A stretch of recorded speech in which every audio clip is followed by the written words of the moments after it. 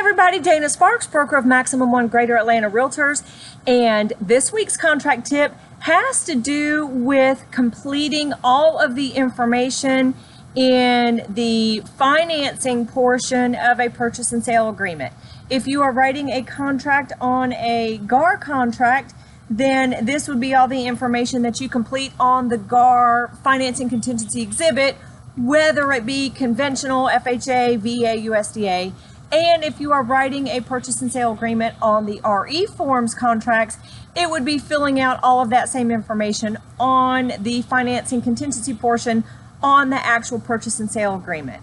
So when I say fill out all the information, what I mean is the information where it talks about a first mortgage loan, and you need to fill out the loan amount, the term, in other words, number of years, the interest rate, if it's fixed, adjustable, interest only, and if it's the source of the loan, if it's institutional lender, so forth and so on. You must fill all of that information out as an agent. If you are the selling agent working with the buyer, then you should already have been in touch with that buyer's agent, with that buyer's lender, prior to ever getting to the point of writing an offer. If you are a listing agent, you never want to accept a contract if that information is not completed. So you would want to include in a counteroffer that the selling agent complete all that information. So why is this so important? What if you don't know the interest rate? What if the interest rate changes? Well, it's very important because it is a license law violation if you do not complete all of that information in a financing contingency exhibit if the contract is subject to the buyers getting financing.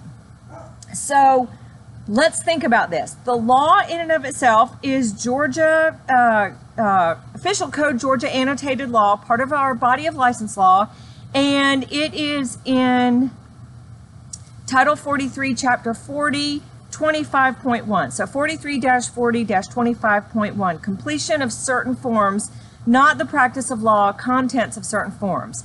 And in that law, it does state that completion of certain forms is not the practice of law. Contents of certain forms, I'm sorry, that's the title. It shall be lawful for licensees to complete listing or sales contracts or leases whose forms have been prepared by legal counsel, and such conduct shall not constitute the unauthorized practice of law. In completing a lease or written offer to buy, sell, lease, or rent or exchange property, a licensee shall include a description of the property involved and method of payment, any special stipulations or addenda the offer requires, and such dates may be necessary to determine whether the parties have acted timely in meeting their responsibilities under the lease offer or contract. Additionally, and this is also stated in license law, there is a fine if you as the licensee are convicted of being in violation of this law. Then the fine for this, and this is under GREC Rule 520-1-.14, where it talks about the citations. Failure of a licensee to include financing terms in a sales contract having a financing contingency exhibit, the fine is $500. Now, let's think about this. Why is that so important, and why is it important even to a listing agent? Well, the whole financing contingency exhibit doesn't work if that information is not completed. So for example, let's say you don't know the interest rate, so you leave that blank and the parties go under contract with that blank. Well, as you know, with a different interest rate, a borrower's monthly payment will change. And at some point depending on how high that interest rate is, if that monthly payment goes up to a certain point, the buyer may not be qualified for that loan. So if a buyer is using if the purchase and sale agreement is contingent upon the buyers getting financing, and the buyer, depending on what the interest rate is, the buyer's loan is denied because they fall out of their debt to income ratios and they don't qualify for the loan at that rate, how on earth are you going to be able to tell if they meet the terms of the financing contingency exhibit or not? So it doesn't make sense. You need to, in order to protect a buyer and to protect a seller, you need to have all that information filled out. So on the contingency itself, for example, I'm going to look at the GAR Conventional Loan Contingency Exhibit, and that is Form F64. And please review, I've done many videos on these financing contingency exhibits. They seem to be an issue that continues to occur with our purchase and sale agreements and contracts between buyers and sellers. But so on the GAR Form F64, just for an example, it does state that the buyer and the seller agree that they have the actual financing contingency time frame. The buyer has so many days from the binding agreement date to determine if they have the ability to obtain the loan described above. So number one, you need to fill it in because that's what the contingency is based on.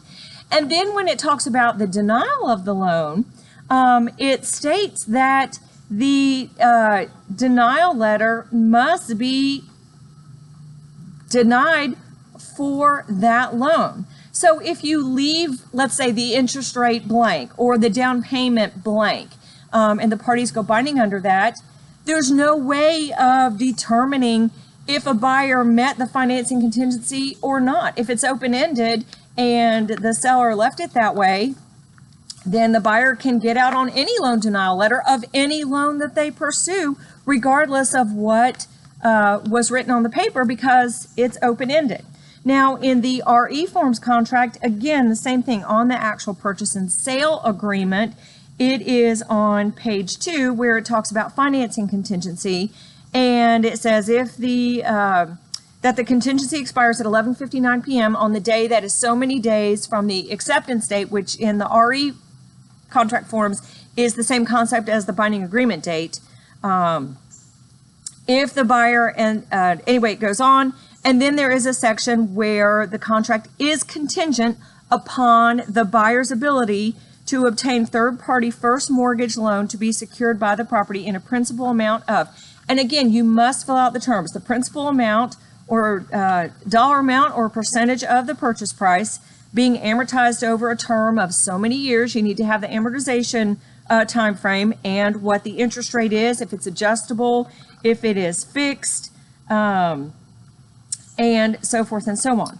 And then in the standard terms of the purchase and sale agreement in the RE forms, and this is form RE1, again, where it describes the responsibilities and consequences of the contingencies under the, it's paragraph 6.3, where it talks about the financing contingency, and it does, again, specifically talk about if a buyer's loan is denied, that denial letter must come from the lender, and that denial letter must be based on the loan as described in the actual financing contingency terms in and of themselves. So again, the whole contract being contingent upon financing, you must have these specific terms under which the buyer and the seller are agreeing that the contingency is based. So it doesn't even make sense contractually for either the buyer or the seller to leave any of that blank. And more importantly, because you do hold a license, a real estate license issued to you by the state of Georgia, there are now certain laws to which you must adhere that we call the body of license law. And it is a violation of license law, which your license could be sanctioned if you do write a contract, accept a contract subject to financing, and all of those terms are not specified and complete. Now, I will say one more thing. What about rising interest rates? What if a buyer's buying new construction, and by the time you go under contract and it's going to be finished, there's a high likelihood that the rates will increase, or just in general within the time frame of negotiating? Well, in that situation, there is a special stipulation and I will link it below. There is a special stipulation written by attorneys that you may use that basically, if the buyer and the seller agree to it, it states that should the interest rate go up by more than 2% or, whatever you specify the terms, that that the buyer is allowed to terminate the contract under no penalty. Again, I will link that special stipulation written by an attorney below. Thank you so much for watching. Dana Sparks, broker of Maximum One Greater Atlanta Realtors, satisfying your needs with service, innovation, and education.